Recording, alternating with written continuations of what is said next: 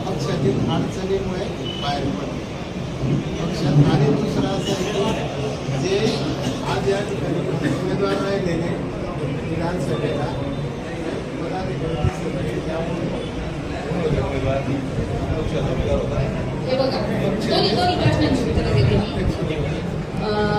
पहिला प्रश्न तुमचा होता की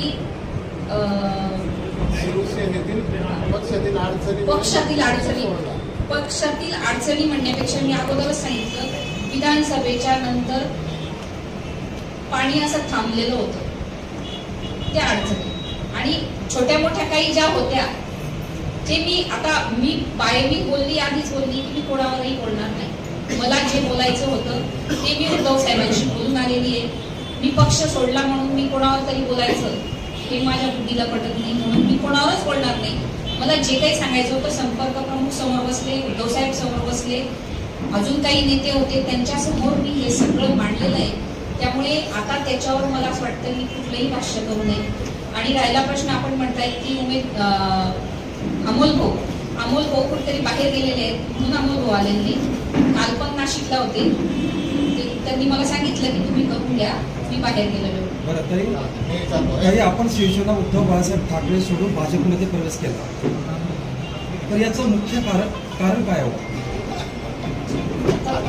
सगळं याच्यातच आलं ना, तो जो यांना मी आता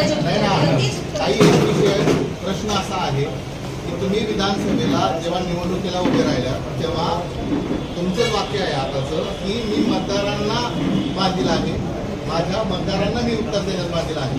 पाणी थांबून राहिलं हे मतदारांना सांगणं कारण नाही, कार्यकर्त्यांना मी सांगते. ताई, आता तुमच्याकडे 55 ते 60 हजाराचा लीड तुम्हाला होता, बरोबर आहे. आता तुम्हीच म्हणतात की सोशल मीडियावर जे उपट समजून लोक तुम्हाला ट्रोल करतायत, मी त्यांना उत्तर देण्यात बांधील नाही. अशी कोणती प्रमुख कारणं आहेत की ज्याच्यामुळे तुम्हाला पक्ष सोडावा? फक्त पाणी थांबून राहिलं हे वाक्य अपेक्षित मी तुम्हाला एकच सांगितलं, मला कोणावरही बोलायचं नाही. मी ज्या पक्षाने मला विधानसभेचं तिकीट दिलं आणि ज्या पक्षाने माझ्या वडिलांना आमदारकी दिली त्यांच्यावर मी बोलणार. मी तुमच्या प्रश्नाला उत्तर देणं म्हणजे मी पक्षावर बोलणं आहे, मला पक्षावर बोलायचं नाही.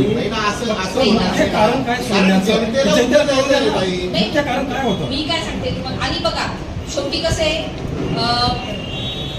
ह्या अनेक गोष्टी असतात, त्याच्यात एक कारण नाहीये, अनेक कारण असतात. ते सगळ्या गोष्टी मी जनतेच्या समोर बोलणं हे योग्य नाही. काही गोष्टी अशा असतात की त्या मी पक्षाच्या प्रमुखांशीच बोलल्या पाहिजे. दुसरा प्रश्न, किती पदाधिकारी तुमच्या सोबत आले? माझ्याकडे बघा, हा त्याचा वैयक्तिक तुम्ही तरी मला विचारू शकत नाही, कारण तुम्हाला सगळ्या गोष्टी माहिती आहेत. प्रश्न तुम्हीच विचारला होता आणि आज त्याचं उत्तर तुमच्याकडे आहे, त्याच्यामुळे मला कोणावरही बोलायला नको.